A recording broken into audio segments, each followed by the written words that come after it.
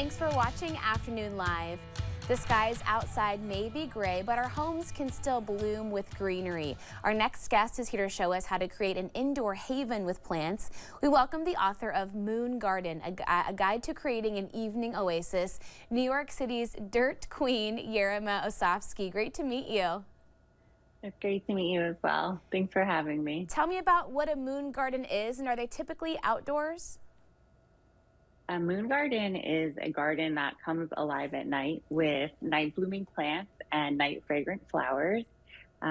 It's a garden that's designed specifically with the evening in mind, and it features white flowers and silver foliage, and it's a great place to decompress and relax after a long day.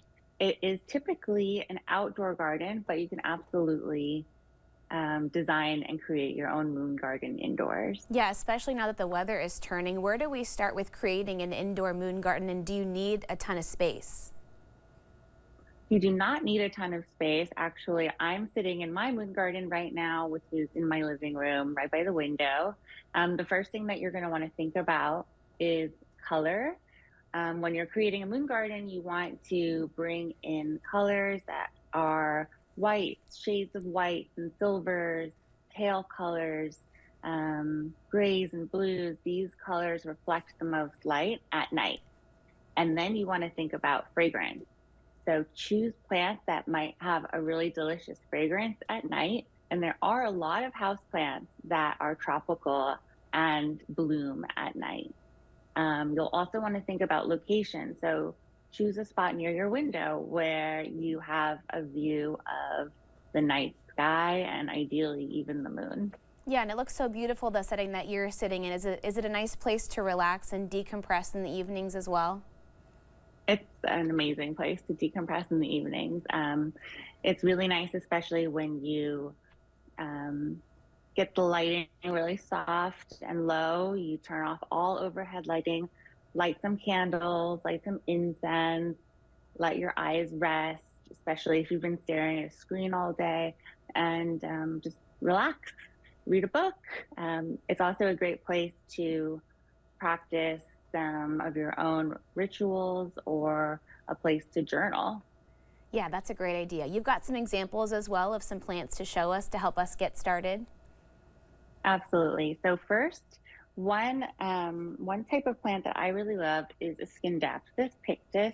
This one's actually Scindapsus moonlight trube, and it has really beautiful silver foliage.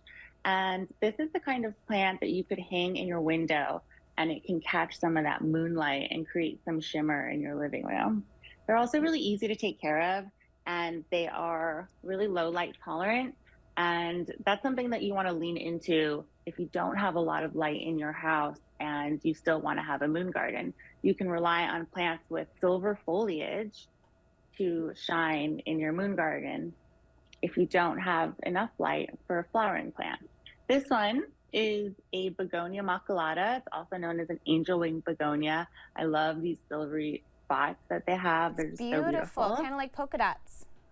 Exactly. This is a personal favorite for sure. And you mentioned night blooming plants. Do those require a little bit more light or care to get those blooms to come out in the nighttime hours? Usually night blooming plants do require more sunlight, or any sort of blooming plant needs more sun to flower. There is one exception though, and that is the snake plant. I have one here I can show you. This snake plant actually is night blooming.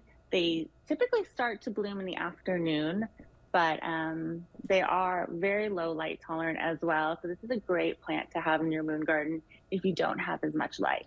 Also, the variegation in the leaves creates a nice reflective glow at night. Okay, you have a couple more favorites to show us as well? I do. I have this one here. This is a Syngonium albo variegata. This one is one of my favorites. And this is another example of a plant with variegated foliage that is really lovely in a moon garden.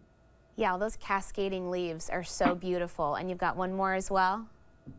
Well, the classic orchid. You definitely want to have some flowering plants in your moon garden.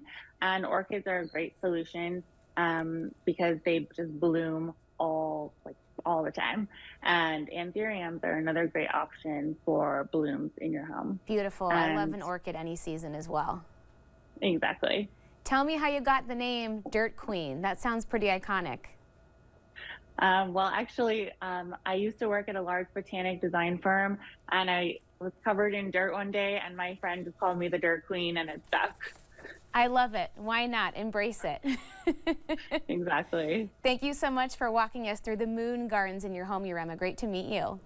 It's great to meet you. Thank you so much. The book again is Moon Garden, a guide to creating an evening oasis, and we'll have more information on our website at katu.com. We'll be right back with more Afternoon Live right after this.